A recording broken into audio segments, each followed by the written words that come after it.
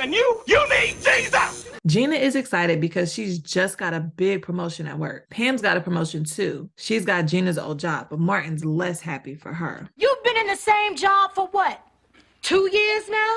Your career is going absolutely nowhere. Pam, girl, you know his little ego cannot handle that. Now you know I'm sensitive about my job. You didn't have to go there. Martin catches an attitude, but Gina comforts Martin by telling him he's exactly where Varnell Hill was 2 years ago. Who's Varnell Hill? Varnell Hill is a famous TV host who started at WZUP just like Martin. I cleaned the plane he came off of last night. When Stan finds out that Varnell Hill is in town, he uses that as a segue to invite Varnell on Martin's show tomorrow morning. Ooh, Stan, you done effed up now. Side note, Cole got them all a free trip from his job to anywhere in the US. Just remember that. The next day on Martin's show, Varnell is there and he is doing the absolute most.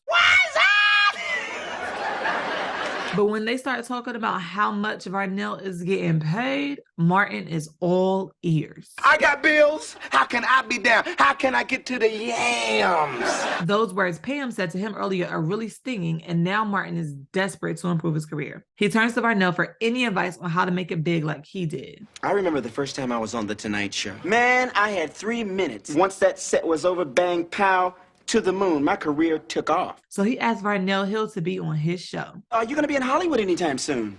Nah. If you were in Hollywood sometime soon, you would be on my show. But Martin takes that BS invitation as a genuine offer to be on his show.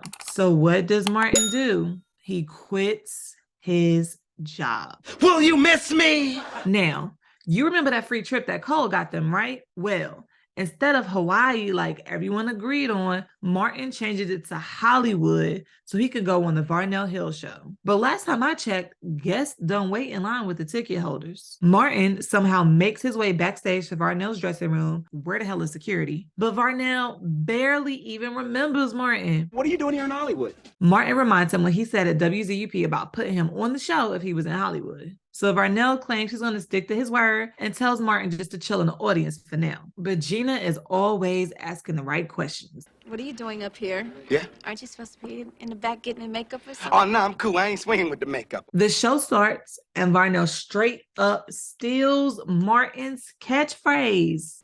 What's up? I ain't even gonna hold you. Them fighting words. Gina and Cole can't believe it, but Martin keeps it together and even laughs at Varnell's corny jokes. There's only 10 minutes left in the show, and Jodeci hasn't done their scheduled performance yet, so Gina tries to gently break the news to Martin. It's not gonna No, happen. it's not. Please. Oh, it's gonna happen, Gina, all right? Jodeci comes out to perform lately, and out of nowhere, a wife beater wearing Martin crashes their set. I'm chilling on Varnel Hill.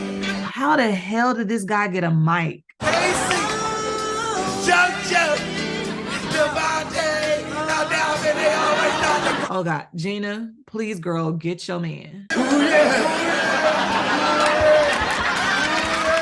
After all of the interruptions, Varnell finally loses it and he gets right in Martin's face. Man, what the hell is your problem, man? You lost your mind. Varnell explains to Martin that he had no intentions of ever bringing him on his show and is ready to have him removed from the premises. But Gina and Cole stand up for Martin. You promised my man his 3 minutes. You gonna give him his 3 Thank you, minutes. lady. Varnell gives into the pressure and lets Martin stay for the rest of the show. But there's only time for the close, and Martin doesn't even get 1 minute of airtime. A disappointed Martin asks if that's really it, and Varnell blacks on Martin again. You know, you have been a thorn in my ass. Martin tries to assault Varnell, but his security steps in. Martin is removed from the premises and has to call Stan to apologize and get his job back. Let's review. Varnell Hill is back in Detroit, and Martin wants to be put on and asked to come on Varnell's show, but Varnell gives him a Hollywood answer. Martin takes this at face value, quits his job, flies to Hollywood, and shows up to a taping of the Varnell Hill show, expecting to get his 3 minutes of fame. Varnell continues to Hollywood him until Martin takes matters into his own hands and crashes Jodeci's set.